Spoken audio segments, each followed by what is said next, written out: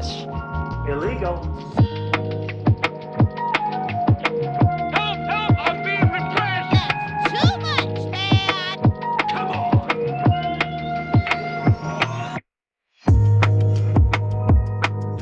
It's a bold strategy, Kyle. Let's see if it pays off for him. Tell me good evening.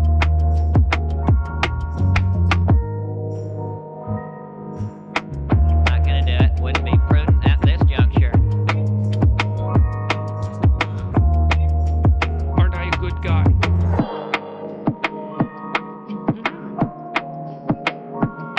It's science.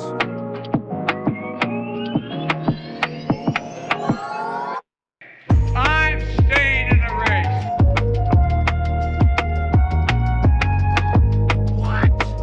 Would you jump up? Thanks, Jeff, for the question. What now? Oh, girl, baby girl.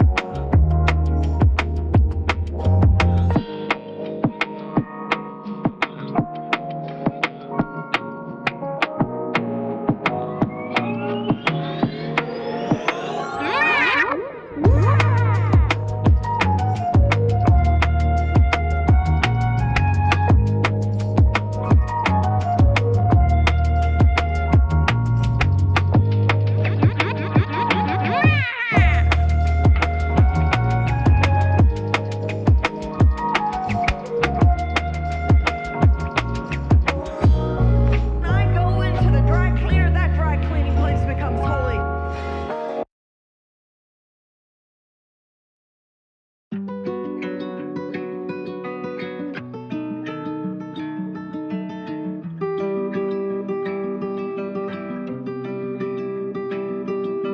There's no point in you betraying your future self to gratify your present self. It's a stupid game.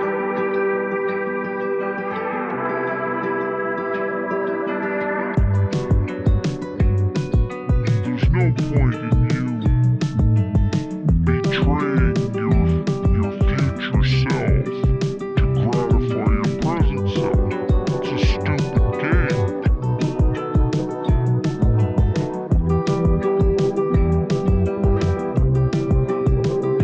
Give me a joke. Climate and everything are the same word. You should be ashamed of yourself for having that thought.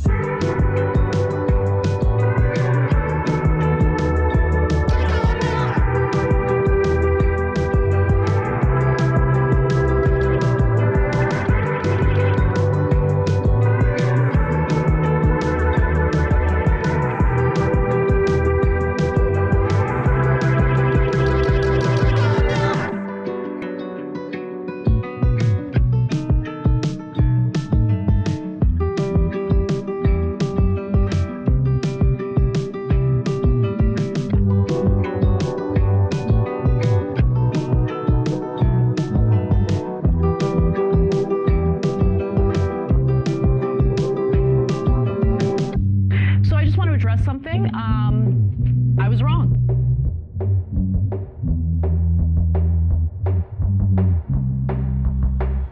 What now?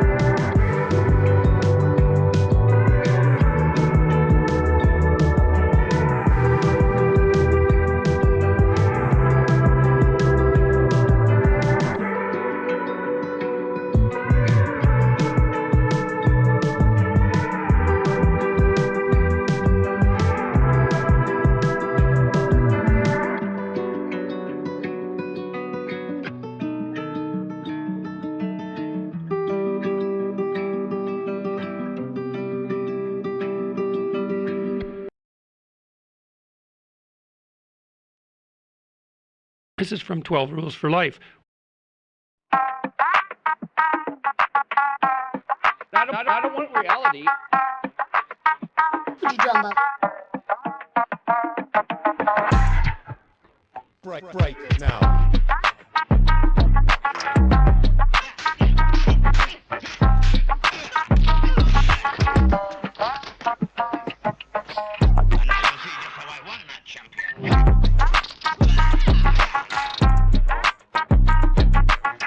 I see that you know your judo. Donald Trump spent a lot of quality time with my wife. Don't be creepy. China? Have to have no China.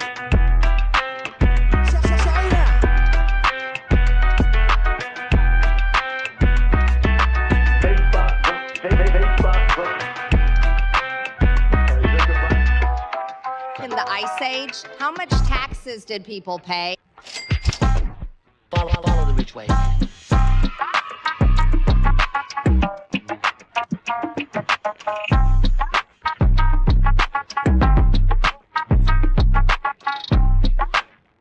Cyclone Cheeto. Immediately, if not sooner.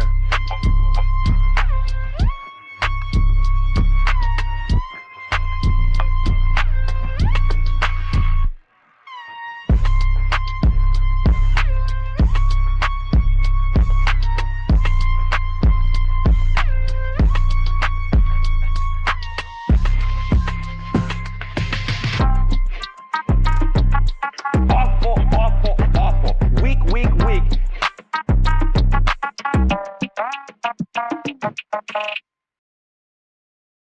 Welcome to the Resistance.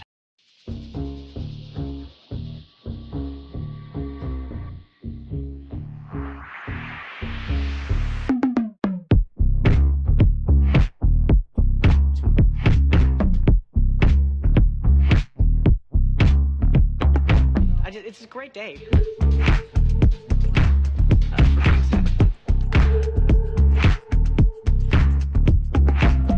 That's hot.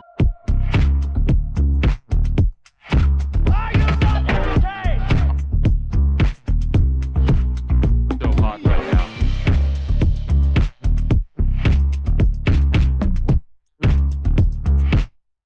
I made a huge, tiny mistake.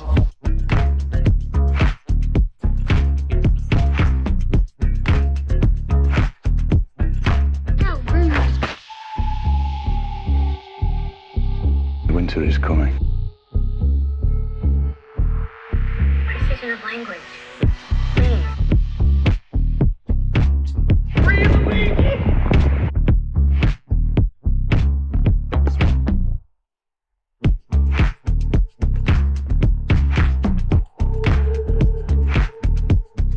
I feel like I'm taking crazy pills! Aren't I a good guy? Jesus, I say that.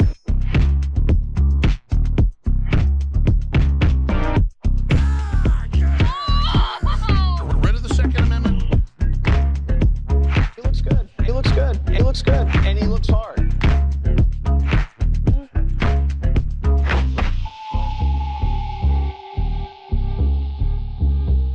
Close it up, just like my wife's vagina.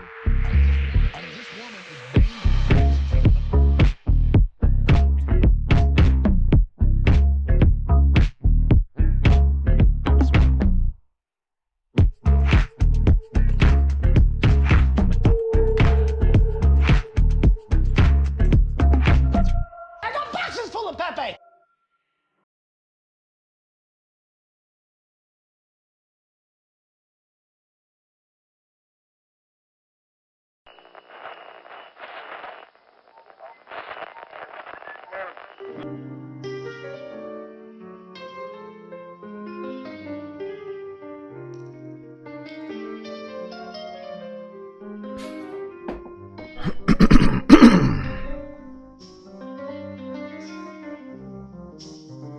Well, here we are again. floating somewhere between Earth and space. It's been an entire day since we've seen each other last, which means we have a hell of a lot to talk about, space fams. All that said, I guess we better get right to it. Don't forget to buckle up those seatbelts. These space flights are often dangerous and filled with horrors.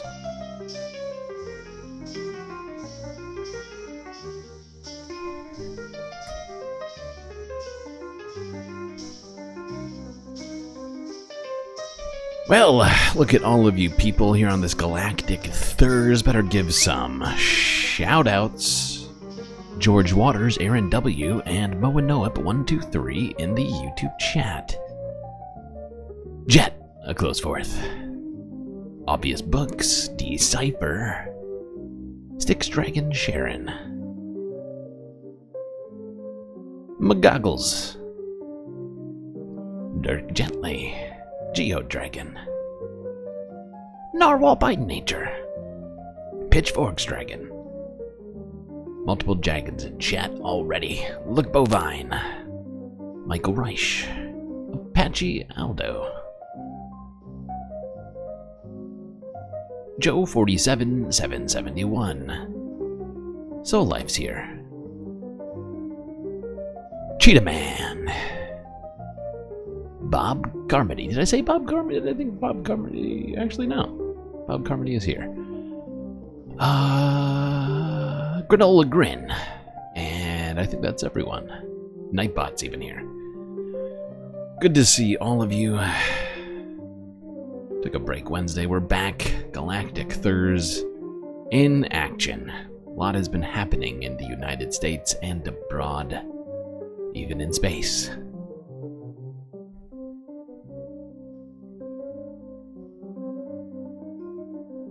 So much has been going on.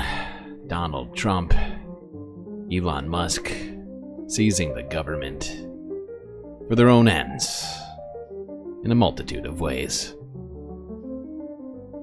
But enough tearing about. I guess we better get started in the United States of America.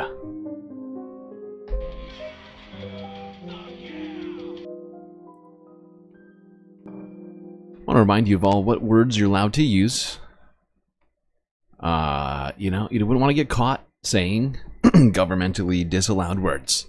So I figured we'd watch this story again, as it is horrifying.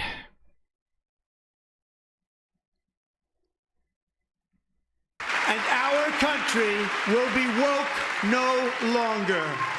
In the 47 days since Donald Trump was sworn in as President of the United States, hundreds of words labeled under the moniker diversity, equity, and inclusion have been scrubbed from government websites. According to the New York Times, this list represents just some of the... Moanoep just subscribed for 10 months. That is an incredible number of months. That might be the most number of months you could possibly be subscribed according to the New York to the channel. Truly impressive, and that little alien dance made me happy inside.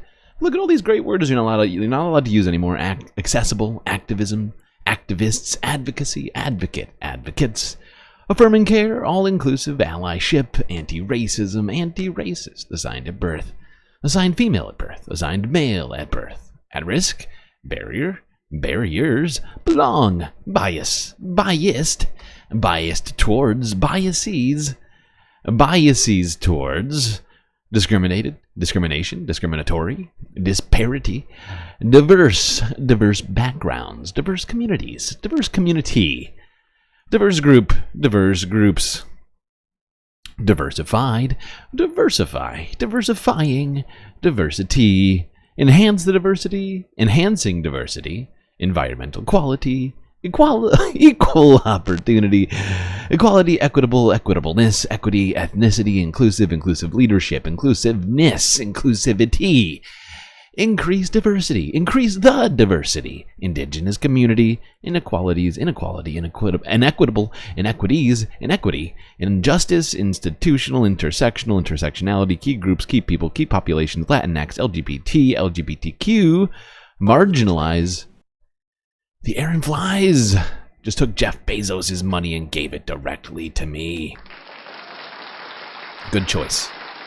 Good choice of use of that. Amazon benefit. All Amazon Prime members get a free Twitch Prime subscription. Get all the sweet, sweet galactic emotes basically for free. And actually, in a way, it's not even just free. You're taking money from Jeff Bezos, right? Because it's just you already have it. If you're not using it, it's just sitting there and you're like, hey, Jeff Bezos is just basically keeping that money, right? Instead, you could send it directly to me by becoming a Twitch Prime subscriber on the Twitch over there. Twitch.tv/GalacticStreamLord. Look at all these great words you're not allowed to use anymore. And many of them, we pointed out earlier, we looked at this list earlier, many of them happen to contradict one another, make it impossible to do certain things, have conversations even, might be tough. All of this is absolutely going to get in the way of people doing government grants or just doing regular government stuff. They're going to have to ask themselves, am I allowed to use this word or not? The government has decided, Donald Trump from on high, him, Stephen Miller, and Russell Vogt in a room sponsored by Elon Musk and the American people, apparently. Because using our tax dollars to do this kind of stuff, all this stuff removed from government websites, can't have these words anymore. This list represents just so some if you of see the a pronoun, words agencies have say been something, okay? If you see a pronoun on a government website, on a form, no pronouns anymore, okay? Also, no talking about what you were assigned at birth. So you're just a person now, okay? You don't have a gender or sex. Remember that. Because you can't remember, we just got done. It's right there. Pronouns. You can barely see it. It's very, very slight. Right above prostitute. But you also can't say assigned at birth, assigned female or male at birth. So you can't identify yourself by gender or sex anymore. So just remember that. And if you see a pronoun, something like a they, them, a he, she, him, her, any of them, look it up. There's a whole list of pronouns. So you can't use. That's illegal. Illegal. To either limit the use of or eliminate altogether from public-facing websites. Words like black, women, Native American, clean energy, wouldn't want hate those. speech, and Gulf of Mexico. Gulf of Mexico. These are things that are cannot terrifying say because they lend themselves directly. Yeah, they lend themselves directly to the insane white supremacist agenda of the people in our government right now. Among other things that they're tamping down on. Free speech, free expression, gender identity, religious identity. You know, all of these things. Unless you're a Christian white male, then good job. You've won the genetic lottery in America.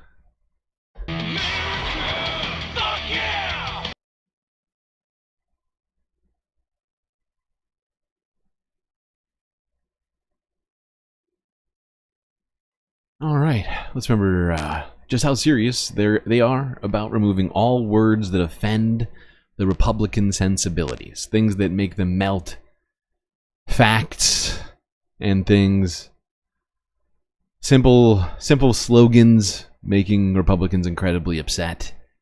You know, it used to be facts over feelings. Now it's say a thing that hurts my feelings. Well, get ready for the pain.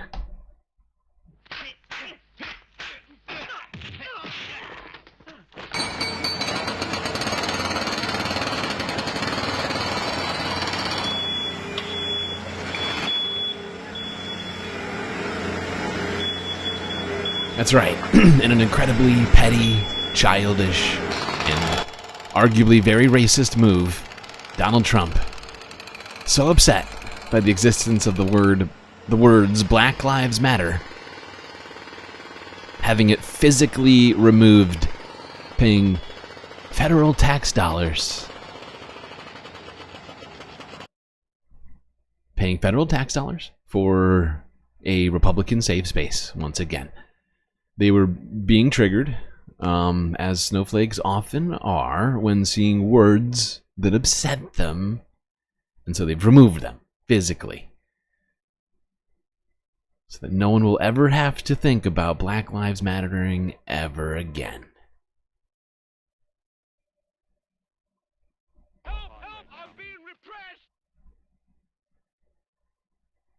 They're so busy making America great again. My God. Overwhelming. How do they have the time for anything else than just making America great? I'm sure that won't come up in a second.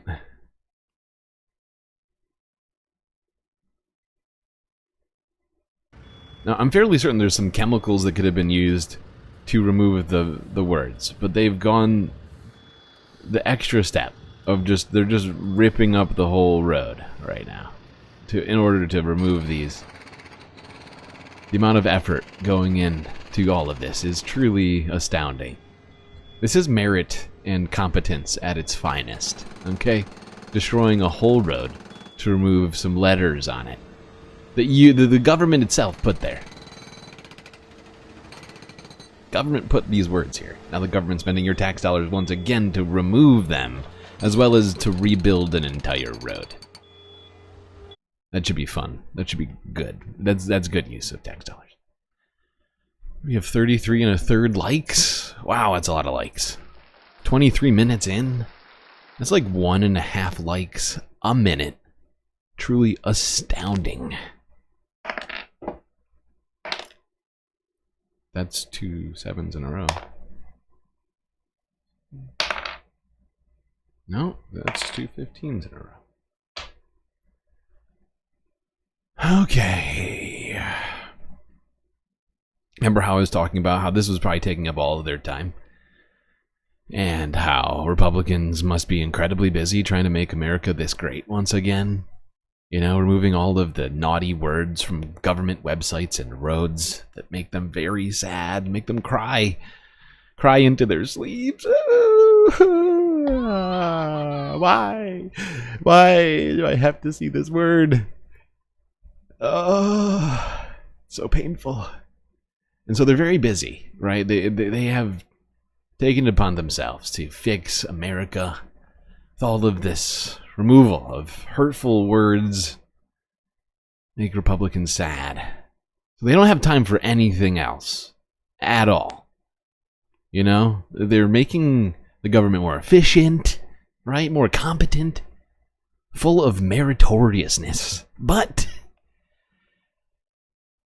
so no, I'm sure they would not have time for anything else at all. Exhibit A. DOGE striking again. CNN learning the education department is expected to begin sweeping layoffs tonight. The goal, we understand, is to cut about half of the 4,100 person workforce, so 50% cut for the DOE. It comes as a CNN investigation looks into a high-ranking employee at the Office of Personnel and Management, the agency that sent out the mass email asking federal workers to justify their jobs. Yes. A high-ranking employee has been filming influencer videos that promote what she's wearing on social media from inside her government office. Kyung La is out front. Who, what now? It looks just like any other influencer video. What's happening? A young woman posing in front of a camera over and over and over again, showing off her trendy but timeless professional fashion. But she's no ordinary influencer. And that's no ordinary office. Her name is McLaurin Pinover, and she's the Trump administration's new director of communications for the Office of Personnel Management, or OPM, which manages federal employees. All of these videos were shot in her government office here at OPM headquarters in Washington, D.C., ground zero for Trump's plan to cut thousands of workers from the federal government in the name of efficiency. Inside her office, Pinover captures video at her desk, putting on makeup, modeling new outfits to her 800 This does not seem very efficient. Pinover markets clothes on her account, using what's called affiliate links. Incredibly she could inefficient, get a portion of any actually. item sold through her Instagram page. Wow. Like this $475 What? skirt or $300 dress. But it's Excuse unclear me. whether she's made any money. On February 13th, the day 20 people on her communications team lost their jobs, she posted a moment for mixed patterns. And the week when her agency demanded all federal employees list 5 things they did that week, she posted the Businesswoman Special. As OPM spokeswoman, she defended the memo at the time as a commitment to an efficient and accountable federal workforce. I would be very curious if she included her efforts. I guess it all depends on how you're defining efficiency, right? Like she's optimizing her own trajectory right now. Oh my God, what is all of this? How do you have all of these support characters here? How did I forget to deal with this? I just realized you have like a shit ton of support characters that you're not supposed to have, but we just rolled for other support characters. So I forgot to give you those support characters. I'm failing at my job already. Was it 15, 11, 7? Wow, I thought we were, but yeah, so she's being incredibly efficient with herself, but is she being efficient with our tax dollars? I mean, I don't think you're supposed to be enriching yourself while at work. This is very, very strange. I am flummoxed. Keep getting told that we're getting the most efficient government ever. Geniuses in tech and otherwise, now in the hallowed halls of our government, keeping us safe from tax, fraud, waste, and abuse. This seems a bit wasteful, and I mean, she's in the office, sure, I'll give her that, but I could have sworn Elon was, I mean, like, when they were talking about making sure you had a heartbeat, I didn't think that was the only thing necessary. Because if that's the case, I mean, why are all these other people being fired, right? They all have heartbeats. Why is this woman occupying a government office when she's misusing government time? Like it's somehow, you know, it's just an opportunity for her to, you know, become big. I mean, I don't know about big, but make some extra dough on the side here while at work. That doesn't seem very good. Like a good use of time.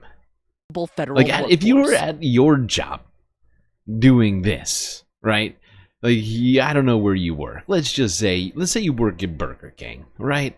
If you were at Burger King, instead of making sure customers got food during rush hour, and this is rush hour, right? They are, I mean, all hands on deck. We have to get rid of all the inefficiencies. We're kicking everyone out of government who's not doing their jobs. They should have no time for this sort of nonsense. But if you were working the line at the fast food restaurant during the middle of rush hour, and instead you were taking, you know, trying to take viral videos so that you could sell merch on Amazon and get affiliate people to click your affiliate links, like hanging out with customers, like in the, you know, like just sitting down at one of the tables rather than doing your job. I feel like you would not have your job for very long.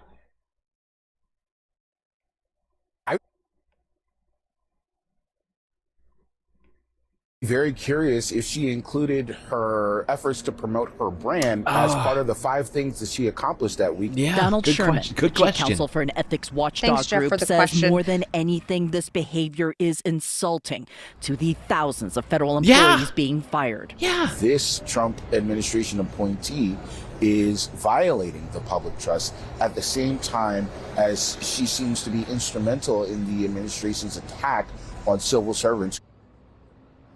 And you just heard him there say she's a Trump official. She has only been on the job since January with the new administration. And some of this does appear to have happened on the clock. We were actually looking at her account this morning, Aaron. She posted a couple of Instagram stories during normal business hours. You can also see the time on her watch in at least one of the videos she filmed, all during work hours. Now, about 15 minutes after CNN reached out to her requesting comment, her Instagram account was deleted. No. She declined to comment officially to CNN. But what? Her influencer dreams snuffed out in their prime. I wonder if she was directed to delete that account or if she felt so incredibly embarrassed by her actions that she decided to delete it. Unclear. Unclear. What is clear is that I mean, I can say pretty steadfastly that seems to be an incredible waste of taxpayer dollars, and incredibly insulting that this woman would be doing this in a government office while other government employees are losing their jobs rather than doing her job. Just trying to enrich herself on fucking TikTok? Gross. Don't be creepy.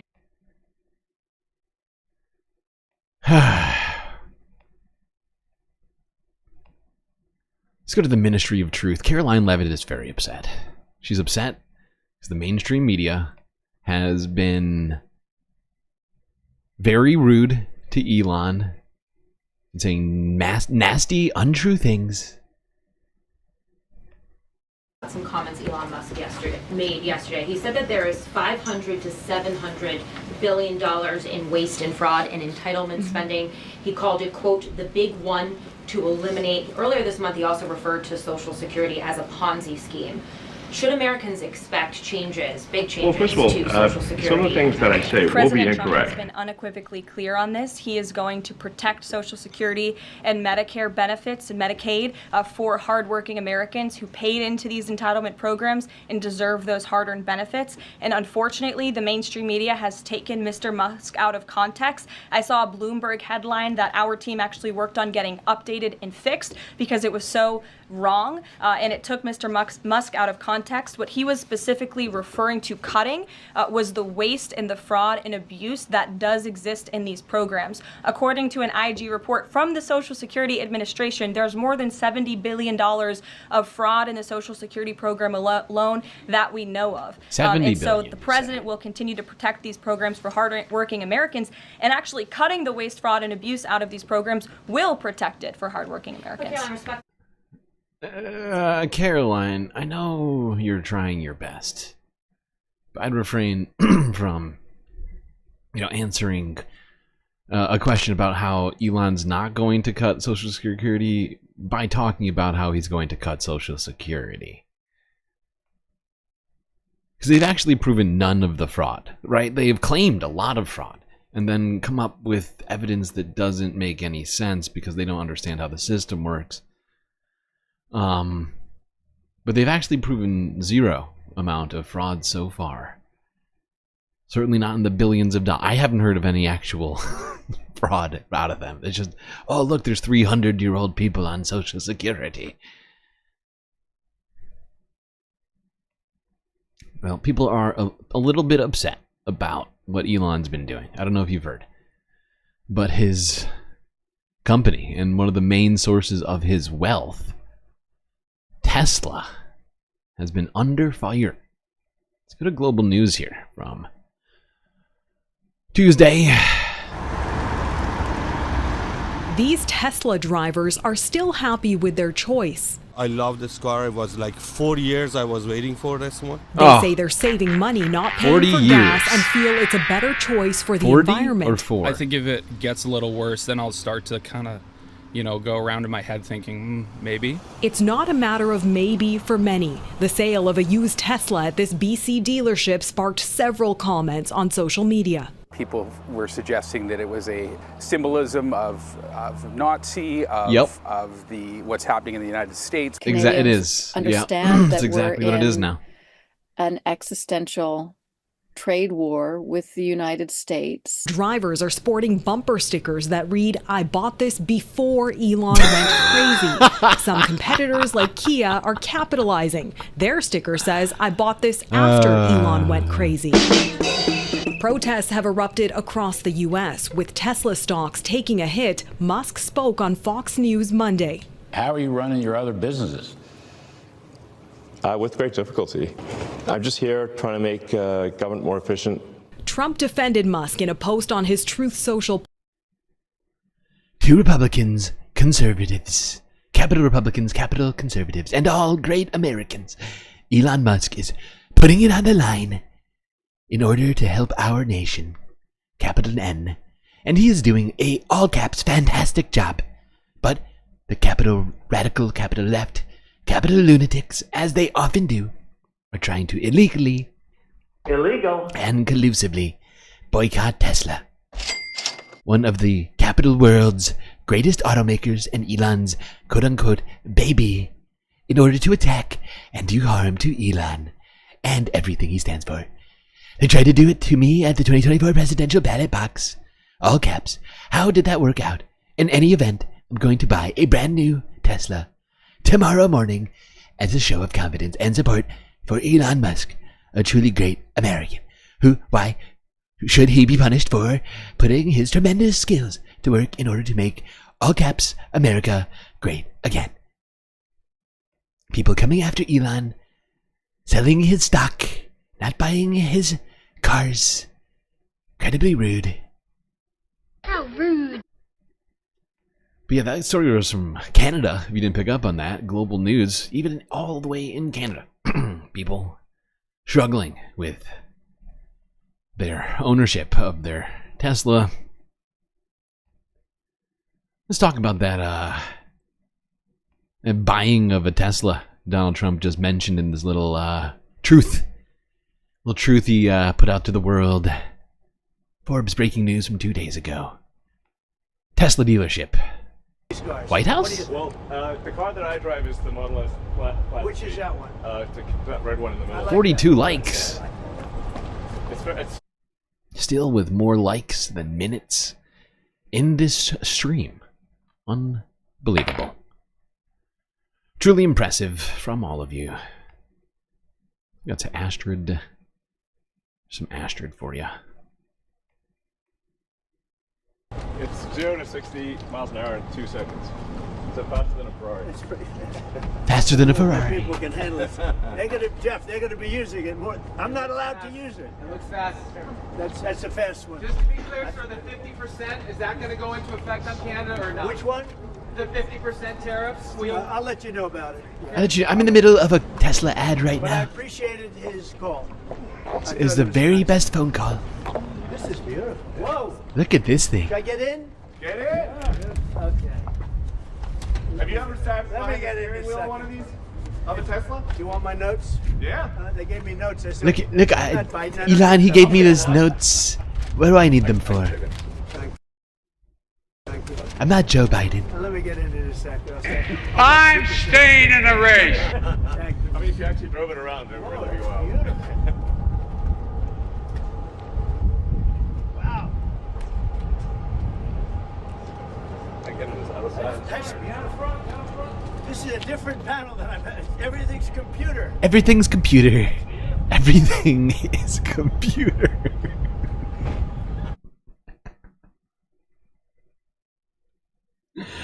You know, on most days I am dubious about, skeptical, if you will, of Donald Trump's mastery of the English language. But everything's computer. And not computers. Everything's computer. That one's breaking me a little bit. Everything's computer.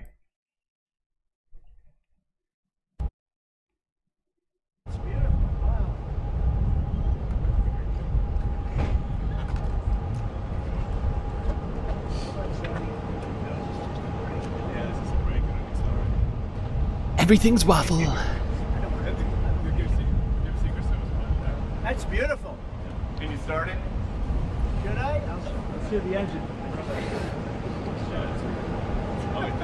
You gonna get it wrapped in gold? So, do you want to actually drive it?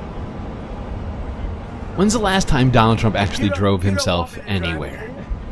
Anybody? What's he gonna do with this thing? You're the only one that saw it. So it's like driving a gold car, basically. It's very simple. So it's literally like both cars that go really fast.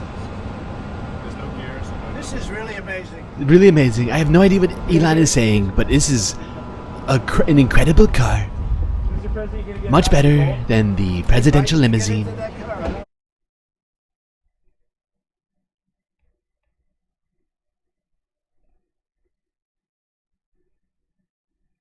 Cyclone Cheeto. Let's see some more of this little roadshow Elon and Trump are doing to help save Elon's net worth. Which is plummeting, by the way. Is there, I guess this is for Elon Musk, is there a discount? President Trump wrote the deal. Is there any kind of room for negotiating here? Let me answer that. I know he'd give me a discount, but honestly, I don't want to. I don't need it. I don't need it. President. I got a lot of money Full price. from that crypto rug pull. Everything's fine.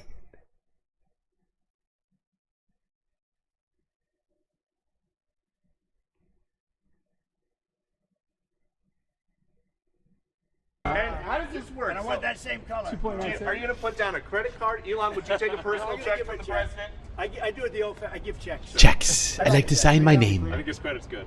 Show people how good I sign my name. This modern system of all of a sudden there's money. I like to prove that I know how to use my hands. Signing a check.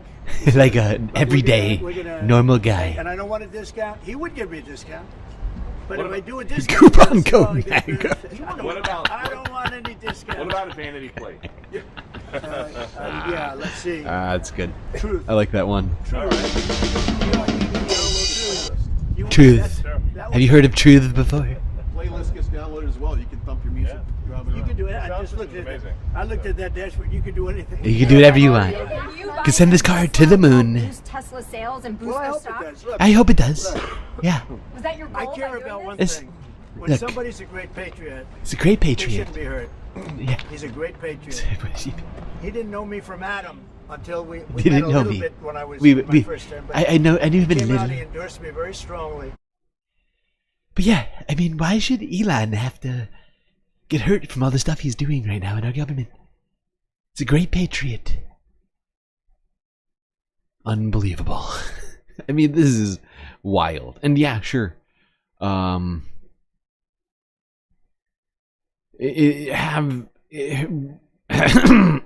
other presidents, including Donald Trump himself in other terms, endorsed other things? Yeah. I'd also point out that usually, and in fact, I don't mean just usually, I mean basically always, that person that they're the CEO, part owner of that company, usually not in the cabinet, or has been the top donor to the president, or been given all access pass to cutting government from the president himself. There's usually not such a clear line between the president and the product being endorsed as this particular situation is seeming. Don't do that. And I admired that, I respected that, and I respected him for years. I respected him. And when there was a chance to help our government, you're not going to use an average person. Some people would say, well, let's use somebody that failed in business for his whole life. Yeah, this guy has been like amazing. me. I failed a lot. And the kind of thinking is from a different age. I get it now. When we were talking about meritocracy, Donald Trump decided to call an audible after taking office. Because he's failed in business so much before becoming president, he decided to give Elon the presidency, who's been, I guess, more successful in business than Trump has, technically. I want to talk about dollar figures here. Not necessarily in brain power. But wow, yeah. From a different age. When we said, let's cut 2%, he said, let's cut 60%. It's like, what? Can you do that? A lot of people is that physically possible? Are just not here. They don't work for us. I mean, they're getting checks and they don't work. And Peter, we've look. What, like that new DOGE employee that's enriching herself on Amazon doing TikToks? Is that what you mean? People who don't work? People who come to work and try to become social media influencers rather than do their jobs? Oh wait, that's what you guys are doing, you're saying? Oh, sorry. That's my bad. May Wormy with the super sticker. I'm not sure what you're laughing at right now, but there's plenty of comedy going on right now, and it's not me. I'm not the situation is fucking just pure comedy. I genuinely am a little bit confused where to go from this. It's just It's organic comedy. I don't think I can top it. There's no commentary I can add to this to make it funnier. Oh, May. I appreciate that. Have I seen this rolling on the ground pair sticker before? I'm not sure I have. Certainly an underused sticker. I do like this pair. I'm all for Sour Hour, but this pair is pretty great. Not gonna lie. Not gonna lie. Not gonna do it. Wouldn't be prudent at this juncture. All right, now let's go here. Donald Trump responded to all of the graffiti and other things, protests that have been happening at Tesla dealerships. He has a plan. A great, great plan to solve all the nasty people being mean to Elon.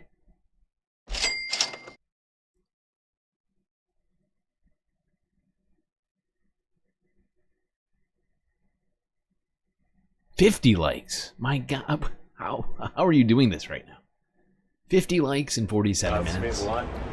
And also thank everyone. Shut up, stupid. Well, first of all, some of the things that I say will be incorrect. Exactly. Why should we listen to you? 50 likes in under 50 minutes. Utterly incredible. Wait, this is the library. Why are we at the library? We should be at the Galactic Cantina, of course.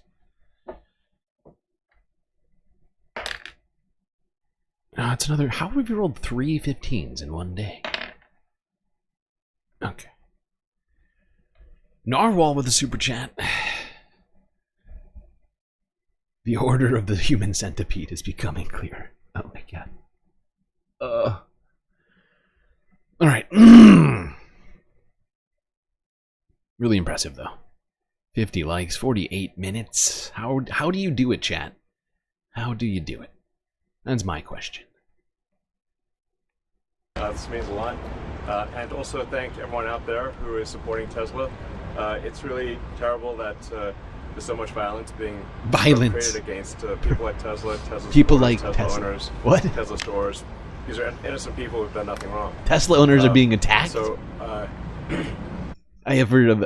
We've been covering the Tesla dealership vandalisms, the Tesla, just the general Tesla vandalism situations, all the Tesla situations. I have not heard of a single instance of violence against a Tesla owner. Has anybody? Please, if you have, point me to the video in the Discord. If you're in the Discord, send me the link. I haven't seen any of that. I'm sure I've seen plenty of acts of vandalism, but not violence. You know what that is? Precision of language. Precision of language. Please. Yeah.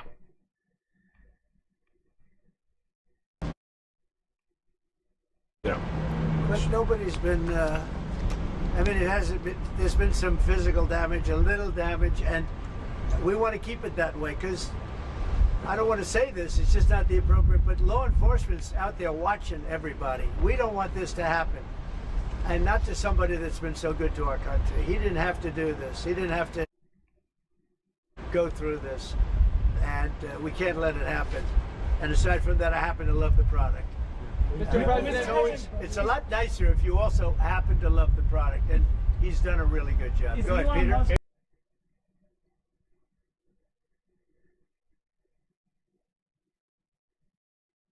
think he had more to say on this.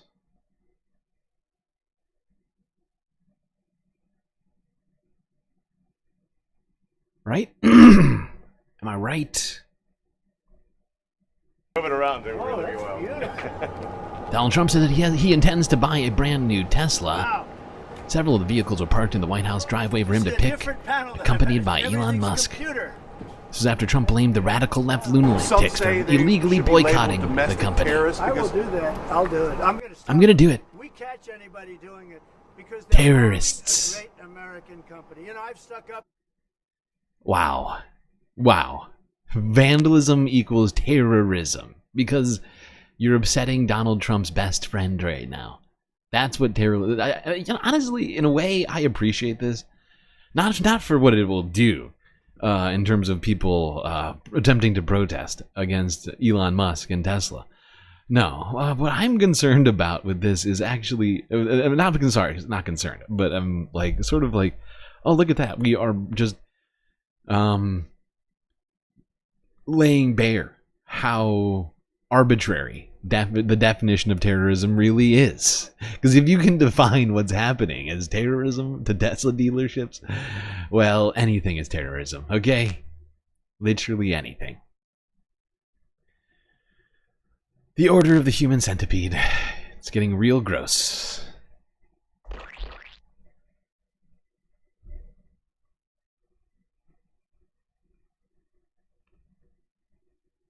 But it really does sort of, am I wrong? Does that not lay bare just how wildly the government, I mean, granted, of course Trump is going completely nuclear and rogue here, but I guess my point is there's plenty of times where certain things have been deemed terrorism.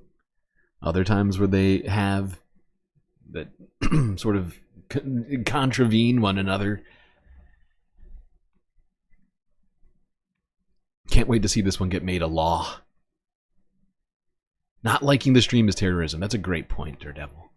That's a great point. I would like to highlight this message. This is true.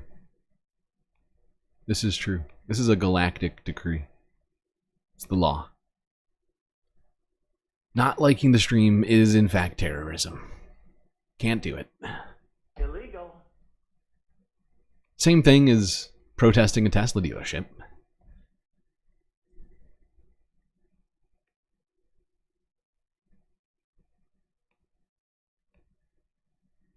Got some more to talk about with this Tesla situation. You're switching over to CNN. Anderson Cooper jump scare in 3, 2, 1. For about 36 minutes today, the South Lawn of the White House was transformed into a Tesla showroom. A live advertisement featuring the president and the man he told Congress last week headed the Department of Government Efficiency, Elon Musk. Now, this was, as the president described it, meant to be a boost to Musk and Tesla, specifically encouraging people to buy those cars. They are having sales issues right now, as you may know, and the president was wanting to help his largest donor. The event took place at the same moment financial markets were plummeting for a second day after weeks of declines, hurting investments and retirement savings. Many economists point to President Trump's tariff policies and the uncertainty around them.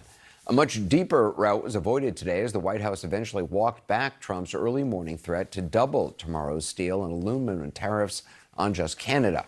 Still, 25% tariffs are scheduled tomorrow for all nations.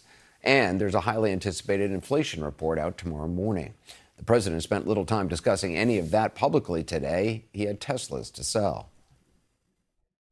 So what is this one, Elon? That's the Model Y. That's a Model Y, so I have a lot of information, including the price. Yeah. I want to make a good deal here. You know, I do notice this. They have one, which is $35,000, which is pretty low. What is that all about? Yeah, what is all about? Indeed, a photographer for Getty Images captured the shot of the script the president was reading. You may recall this happened a number of times with President Biden as well. Above the president's thumb there, you can see the Tesla models to mention as well as their prices. And below... Donald Trump can't remember numbers now. Oh, no. I really just wanted it for this. Because they gave Joe Biden so much shit over having notes for things. Needing a teleprompter. I don't need a teleprompter. I can remember things. I don't need notes. And yet here we are.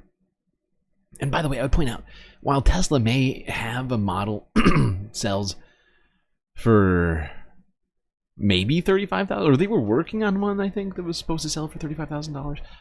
BYD, the Chinese manufacturer, has one for, I think, $10,000 to $15,000. Much more affordable. Pretty much just as good as a Tesla.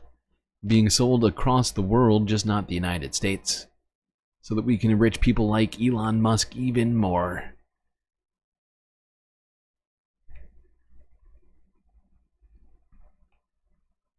Let's see what Canadian wannabe billionaire Mr. Wonderful had to say. Shark Tank star. What's this guy's name again? I can't remember. Kevin O'Leary had to say about this display on the White House lawn. Is the Model Y $35,000? I thought they canceled the Model Y because it was too cheap. Or a small black business. Apparently Donald Trump needs a car. Let me play what Trump also said about what you were talking about, Scott, the vandalism, the criminal activity that's been going on around Teslas. Listen. As he talks about some of the violence that's been going on around the country at dealerships, some say they should be labeled domestic terrorists. I will do that. I'll do it. I'm going to stop them. We catch anybody doing it because they're harming a great American company. When you do that, those people are going to go through a big problem when we catch them. Terrorism. Is he wrong? Are they not vandalizing? It's not. Yeah, he is wrong. Not a great American company. He is wrong. I didn't say he was so, wrong. So Elon is put himself under. He's like an ant under a microscope. An ant he's under doing a something that's been microscope? so needed for so long. What the fuck does that mean? An ant under a microscope? Elon Musk, one of the richest. He's just a poor little ant under a microscope. Oh, people picking at his little legs. What the fuck are you talking about? Also, yeah, he is wrong. It's not terrorism. Don't be stupid. Everybody at the table who just said, no, you're not wrong. He's not wrong. What are you talking about? Yeah, he's fucking wrong. It's not terrorism. It's just not. Who are they who are they terrorizing? Elon? Just simply saying, look at what I found here. One-man terrorism. Look at what I found here. Look at the waste. Look at the fraud. Look at and you can't execute job. The thing about that clip, you don't have to do anything about it. But he's pointing it out. This guy. Well, first of all, we should say this. He's a hero. He's a friggin' hero. So we should say this. Yeah, he's a hero. The animus that surrounds Elon Musk doesn't just have to do with Tesla. It has to do with some of the things that Elon Musk does on social media. Exactly. Some of the ways Twitter is being run, like the eroding of Elon. People aren't, and it's also it is insane to suggest that this is terrorism. It truly is. It truly is. And if they do that, it's going to be a huge problem for everyone. But of course, Mr. Wonderful isn't actually wonderful. He's an idiot. He's a rich asshole. Doesn't understand how government works. How any of these important things work. Let's go to a place, perhaps of more sensibility. Democracy Now! From 12 hours ago.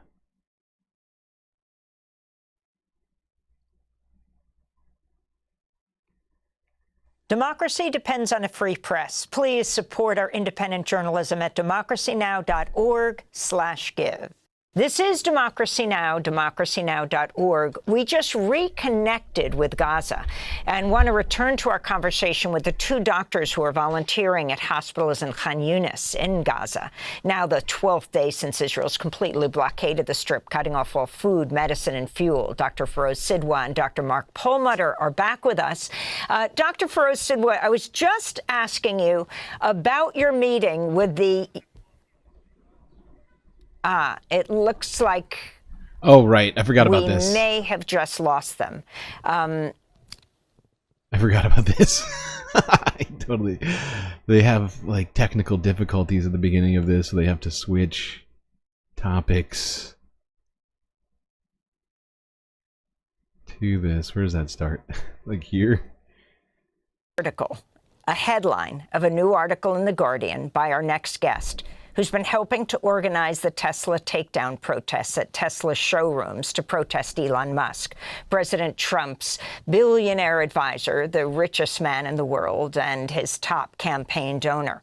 While Musk has been helping to dismantle numerous government agencies, or leading the charge to dismantle them, stock prices for his company Tesla have fallen so much that President Trump felt compelled this week to announce he'll personally buy a Tesla. On Tuesday, Trump and Musk held what's compared to an infomercial for Tesla outside the White House. During the event, Trump told a reporter that he considers attacks on Tesla dealerships to be domestic terrorism. Illegal. Mr. President talks about some of the violence that's been going on around the country at dealerships. Some say they should be labeled domestic terrorists. I will do that. We got a lot of cameras up. We already know who some of them are. We're going to catch them. And they're bad guys.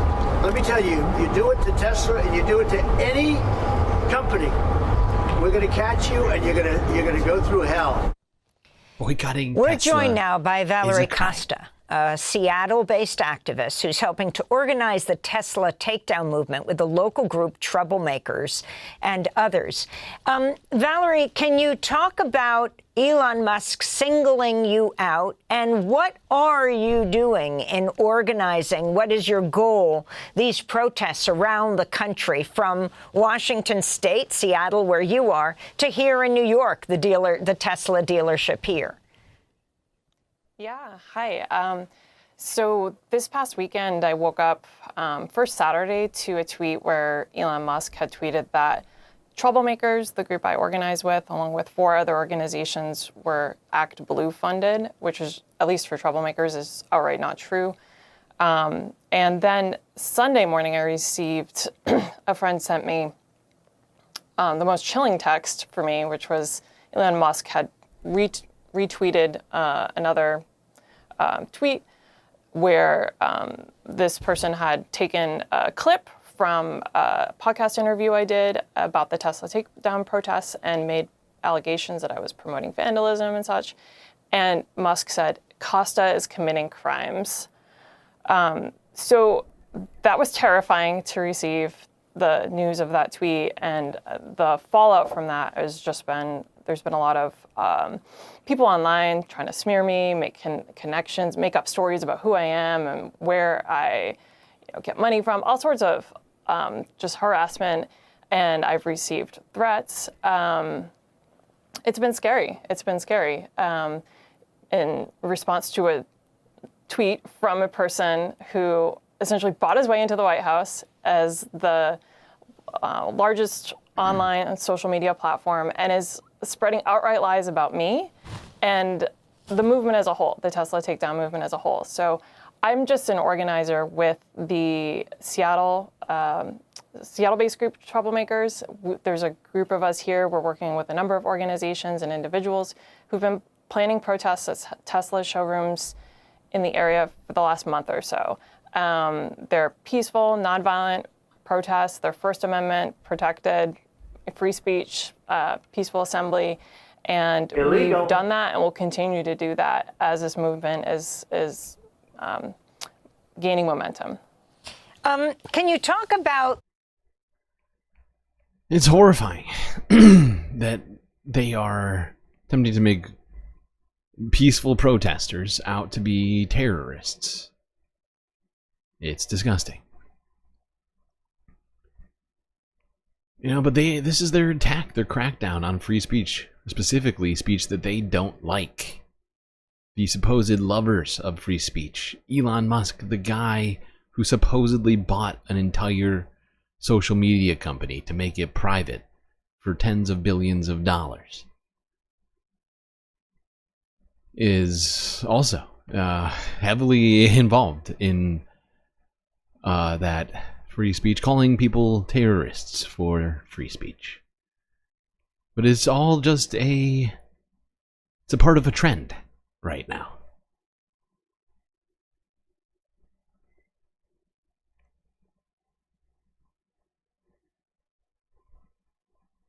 Stuff like this, you know?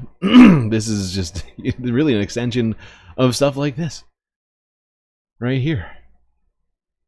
Let's quickly talk about Mahmoud Khalil. Donald Trump's actions during... Wait, what is... Oh, shit, I missed this one. Honestly, we don't need that one. It's fine. We have 150 videos to get through today. That was the other problem. And President Trump, there's this protest leader from Columbia University that the administration is moving to deport. And he said that his arrest is going to be the first of many. How many? I think we ought to get them all out of the country. They're troublemakers. They're agitators. They don't love our country. We ought to get him the hell out. I think that guy, we ought to get him. I heard his statements too. They were plenty bad. And I think we ought to get him the hell out of the country. I watched him. I watched tapes. Specifically, I watched tapes. And you can have him. Okay? You can have him. You can have him? And you can have the rest of... Who is he talking to? Who is he referring to? You can have him? All of them? Who is he talking about? I mean, we know who he's talking about originally, but then he started saying you can have him. I have no idea what the fuck that's supposed to mean. He's an American green card holder, permanent resident. America can have him. What is that? What does he mean? But yeah, here he's calling to deport this guy, saying that he's a terrorist. Everybody who says anything Donald Trump doesn't like is a terrorist, apparently. That's where we're at now. And it's something we should all be concerned about, because it is a genuine threat against free speech. This and with the Tesla protests.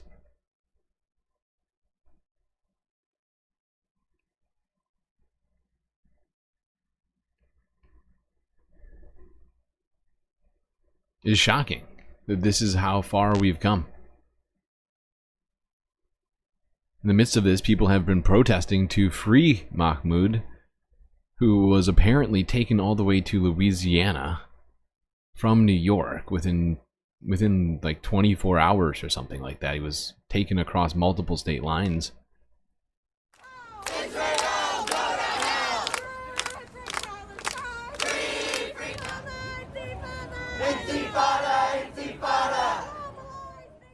Khalil was taken into custody by U.S. immigration authorities and faces the risk of deportation, even though Khalil is a permanent U.S. resident with a green card. Illegal. The drone footage filmed police arresting protesters. The message is very simple. We're not going to be intimidated. We're not going to let them strip us of our First Amendment rights, our Fifth Amendment rights, or our 14th Amendment rights. It's incredible cruelty, and I really feel like the Trump administration is testing us to see what we will tolerate. And if we don't make the effort to come out and say no, it will just get worse and very quickly. Protesters also gathered at University of California, Los Angeles, calling for Khalil's release. A federal judge has halted efforts to deport Khalil. We all know how much Donald Trump cares about the courts. Sure, that'll stop him. I mean, do I hope it stops him? Yes, absolutely. But I'm incredibly skeptical of what it is Donald Trump and his administration are going to be respecting as it relates to the rule of law, the Constitution, and everything else. Especially when you got, a bunch of sycophants or similarly situated ideologues, such as Marjorie Taylor Greene, who was here screaming the House Homeland Security Committee. I now recognize the representative from Georgia, Ms. Greene. Thank you, Mr. Chairman. I can assure everyone the threat we face is millions of people that came into our country under the Biden administration and full Democrat control under the past 4 years. In Joe Biden's first few days and months as president and full Democrat control of this country, the Biden administration stopped construction of the border wall, unlawfully granted mass parole. That means he let thousands and thousands of people in this country every single day, expanded the grounds for claiming asylum to pretty much anybody and everyone, implemented catch and release. Oh, if they caught him, they just released him in with here's some paperwork, here's a free flight, here's a bus ticket, and if you make it to New York City, taxpayers in New York and other sanctuary cities will pay for you to stay. What? He terminated cooperative agreements and took just... Joe Biden didn't Ron DeSantis or Greg Abbott do that? It was Greg Abbott, right? Who put a bunch of people on a bus and sent them to New York? It wasn't Democrats who did that. It was literally Republicans who tried shipping, not even just tried, they did, in fact, ship. Just, I don't even know the number, but like a bunch of immigrants from their states to to Democrat states like New York. I love how she's blaming the Biden administration for that. I'm staying in the race. Just about every action possible to facilitate the largest invasion of our country. Yeah, the audio's clipping. The highest. The audio's clipping is because she's yelling into the microphone. It's not on my end. It's it's on her end, right? Security threat in our homeland that our country has ever faced. Ask any angel parent how they feel today Oh my about God. federal workers losing their jobs. angel You know what parents. they're going to say? They're going to say the United States government failed our family because our child or family member were murdered by an illegal alien that shouldn't have been in this country. Ask Laken Riley's mother how she feels about that. Ms. Bernard and Ms. Lang, in your testimony, you stated that in a 2024 OIG report, CBP could not biometrically confirm the identity of all persons seeking entry in vehicles at land ports of entry, nor did CBP maintain consistency in operational procedures to screen all vehicle passengers prior to allowing these non-citizens into the country. We knew that CBP wasn't verifying the identities of people crossing the border in between ports of entry, but they weren't even able to fully identify people at ports of entry in cars. That would be like us opening up our doors to our house, opening... I can't listen to this anymore, but she goes on saying, you know, basically, all immigrants are terrorists. My speaker is giving shrinking banshee. I'm sorry. Yeah, it's killing me too. It was less terrible, although not much, on my headphones earlier.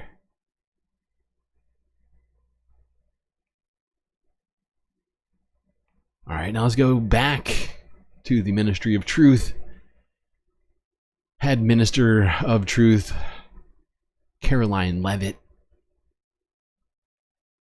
had a bunch of stuff to say about deportations as it relates to foreign students. Here's Forbes breaking news from a couple days ago. Well, actually, I have a couple of questions. At the core of pro-Palestinian protests on college campuses and elsewhere is a demand to end the war in Gaza, a goal that this administration actually supports and has pursued.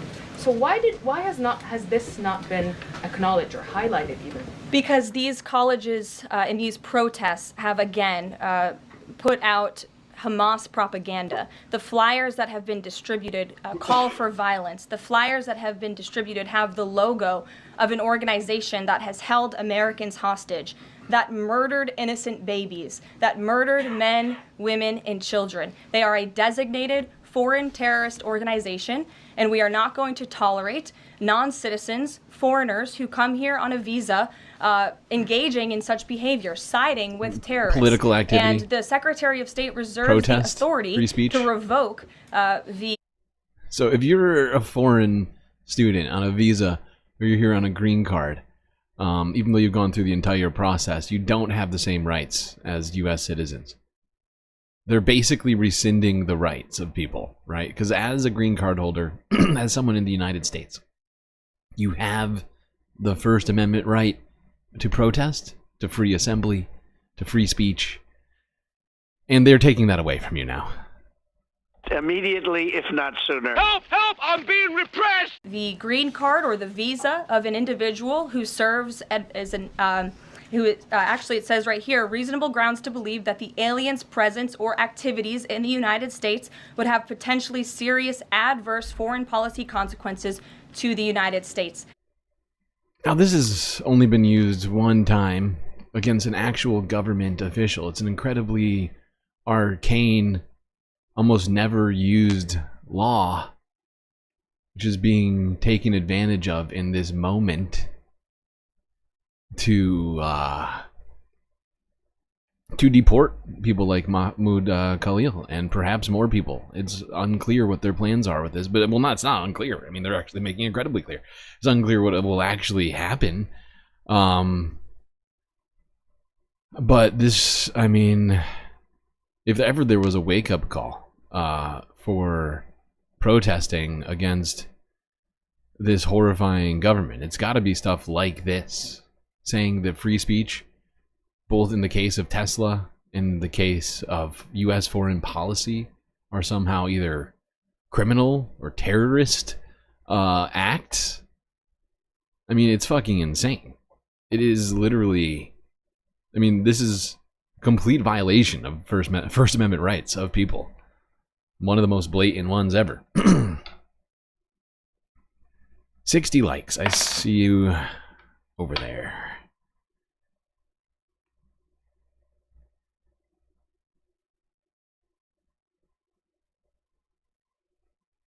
Okay, hold on. Sorry.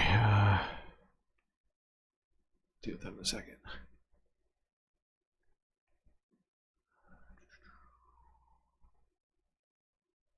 Let's see what Mayor Eric Adams had to say about this. He was asked a series of uncomfortable questions regarding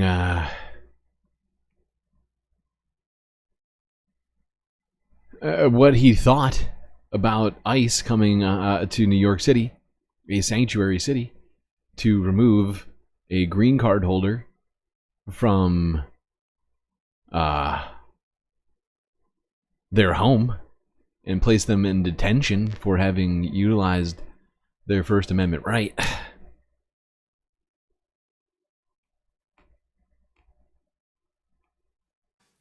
Hey, Mayor.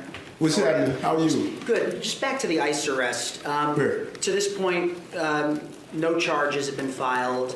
This person remains in custody. What would you, I know you're not going to give your opinion, but what would you tell a group of pro-Palestinian people who want to protest and don't intend on causing any harm or violence? What would you tell them if they're scared now, seeing what has happened, where there's, to this point, no evidence produced of a crime here? What would you say to people who are afraid of protesting in your city now because of what happened? Well, no, it's our city. And a lot of New Yorkers are concerned about some of the terminology. No, it's our city. I love how he claps back for him saying your city. Wow, Eric. That's not really the focus of this conversation. In your city now because of what happened? Well, no, it's our city. And a lot of New Yorkers are concerned about some of the terminologies that are being used. Someone burned the American some of the flag the other terminologies? day, and they said the only It's our city. And since it's our city, I'm going to point out to you right now, Mayor Eric Adams, that it's completely constitutionally protected free speech to burn the United States flag. Okay? Burn it. Go buy one, burn it. Completely legal. Completely legal decision to make. So it doesn't justify shit. American flag, that's a good flag, something like that. Oh, it's a good flag. Oh. My uncle defended this country. Yo, my uncle defended this country. And many Americans don't believe that. Oh, yeah, okay. And those anti-Israel protesters. Oh my God. Saw some of the pamphlets that were on Columbia University. His uncle defended that flag. Yes, uncle also defended the freedom to burn that flag, which is constitutionally protected. Free speech, Eric.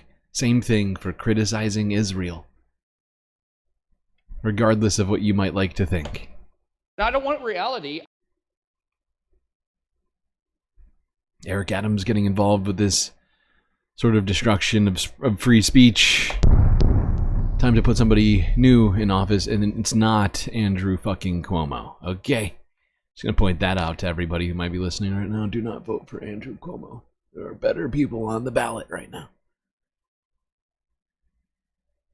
Oh my God.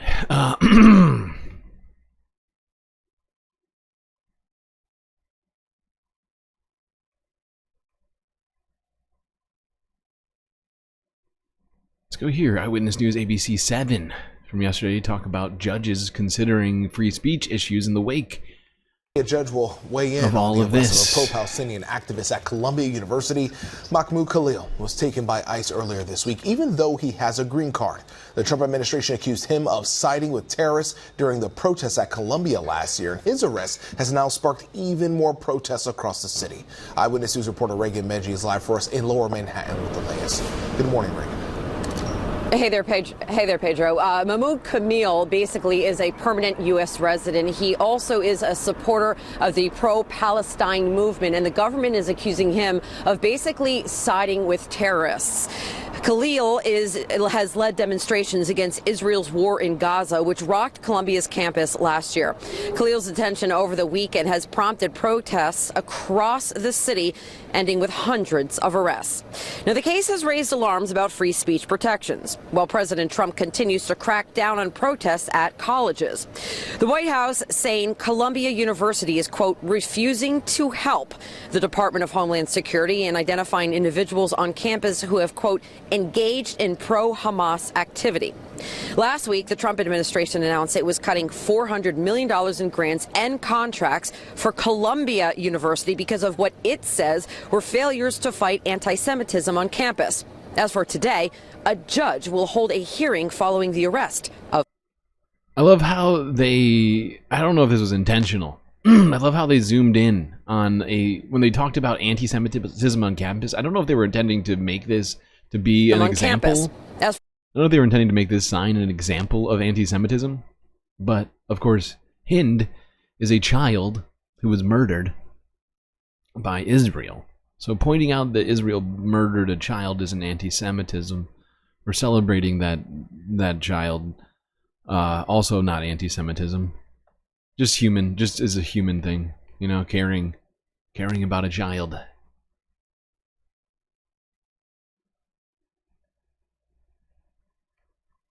Should be fascinating to see what gets decided about this.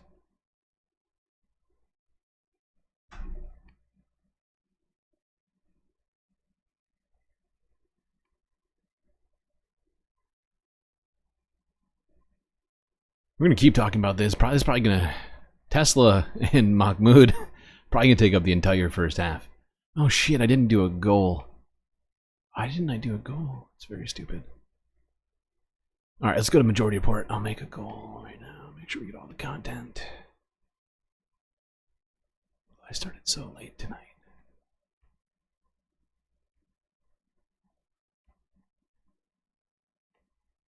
A federal judge stopped the Trump administration's DHS from deporting a student who has a green card and just also to point out, an 8-month pregnant wife. Who's an American? Yeah, and just to make clear, because this is a different case essentially, right? There's a free speech issue which we were just talking about, and then there's this issue which is the deportation and detention of Mahmoud Khalil, right? Both are technically relating back to free speech, but are in fact two different things that have to be ruled on.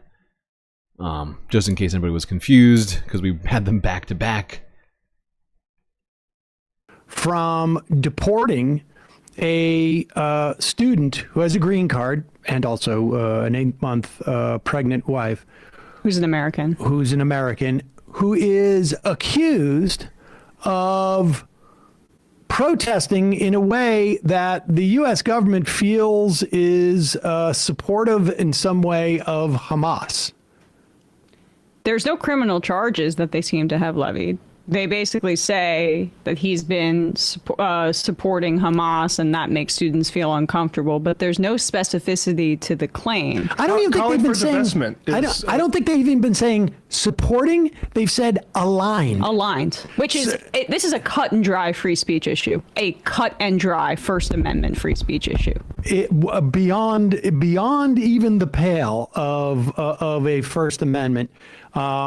And also just sort of it just extraordinarily reprehensible. But understand that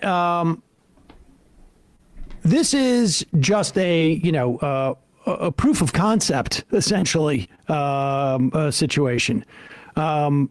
Here is, folks, just yesterday in Foley Square, Manhattan. This is just sort of blocks from where a lot of the stuff happened was Zuccotti. Of course, it's downtown and near the courthouse. And here are protesters protesting the deportation.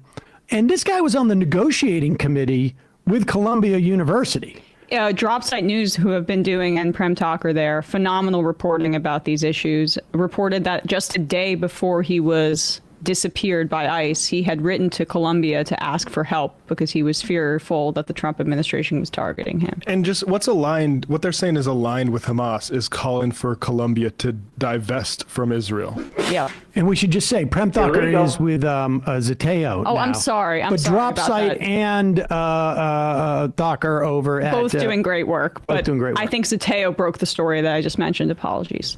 But here no, is Dropsite. Here is clips of the protests. I made a huge, tiny mistake. We want justice, you say how? We want justice, you say how? ICE off our campus now! ICE off our campus now! We want justice, you say how? We want justice, you say how? ICE off our campus now! ICE off our campus now!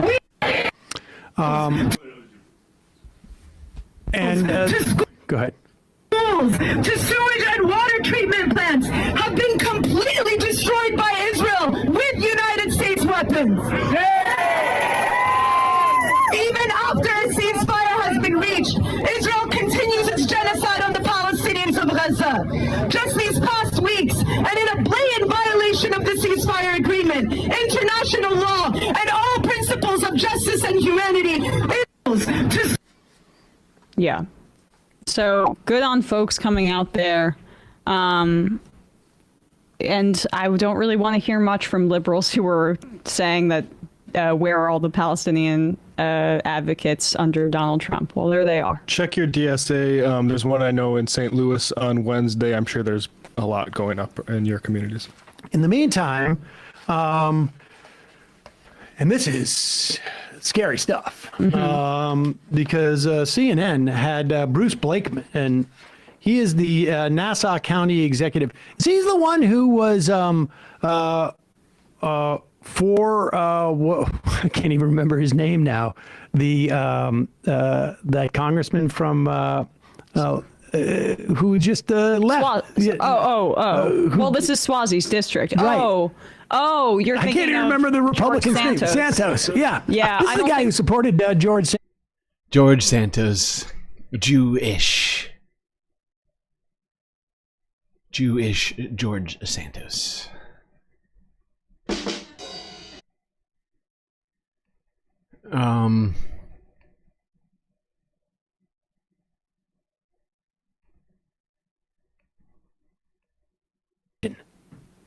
Over on Long Island. I think the question here is about whether speech can result in people's He's legal a rights being virulent taken away. anti-Semite. He came here on a student Virulent visa. anti-Semite. He's paid by a terrorist Pause it for a organization. second. Now listen, there's a couple of things that I just want to add. He may have come here on a student visa. He has a green card. He's a permanent resident now. Legal immigrant. Legal immigrant. Permanent resident.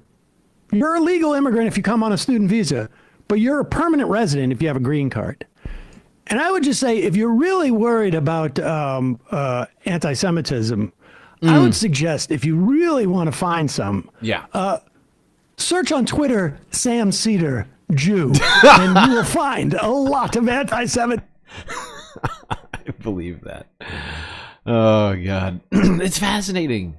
You know, they only hear about certain very, very specific instances of anti-Semitism. The rest of the very blatant anti-Semitism that seems to be rampant on Elon Musk's platform or at CPAC or at the, Elon Musk is just it is obvious that he is an anti-Semite.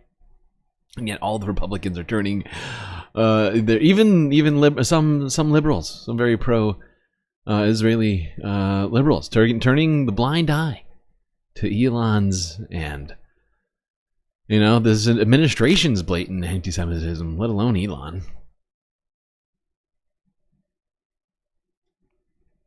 Speaking of that, I found this story utterly fascinating. Because apparently Pam Bondi has fired a DOJ attorney for having... oh shit, I forgot about this video. Oh shit, hold on. Speaking of Semites. Let's go to this, CNN. How did I forget about this one? Apparently, Jewish protesters stormed Trump Tower. Immediately, if not sooner.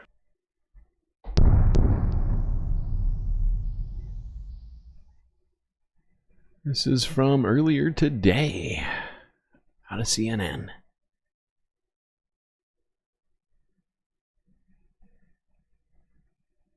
But what I love most about this is that CNN is actually talking about Jewish Voices for Peace, an organization they've almost entirely ignored this entire time. Officials have arrested nearly 100 people after a crowd of protesters stormed the lobby of Trump Tower in New York City. They're demanding the release of Mahmoud Khalil, a Palestinian activist, a graduate student at NYU, or rather at Columbia University.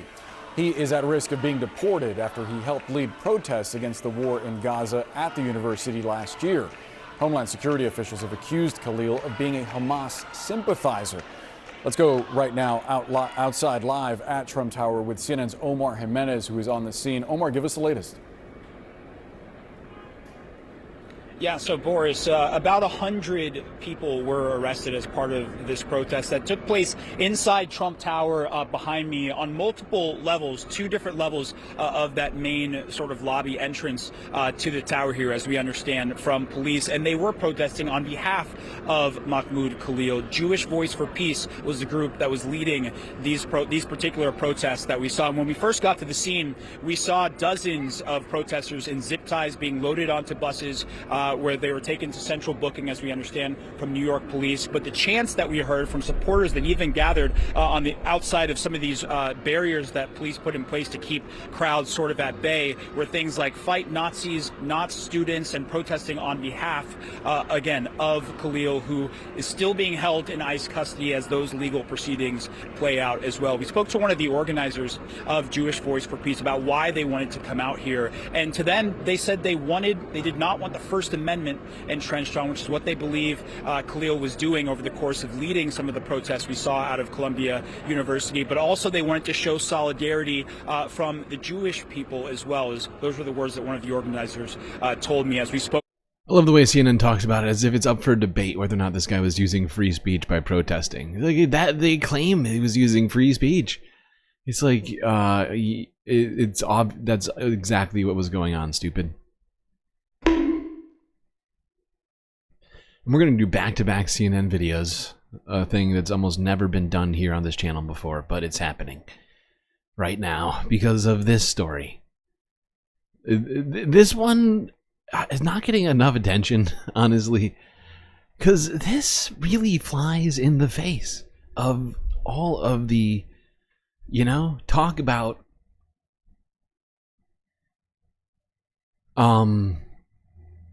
we just got done for quite a while being told that people who were protesting against Tesla were terrorists. The people that were protesting Israel were terrorists.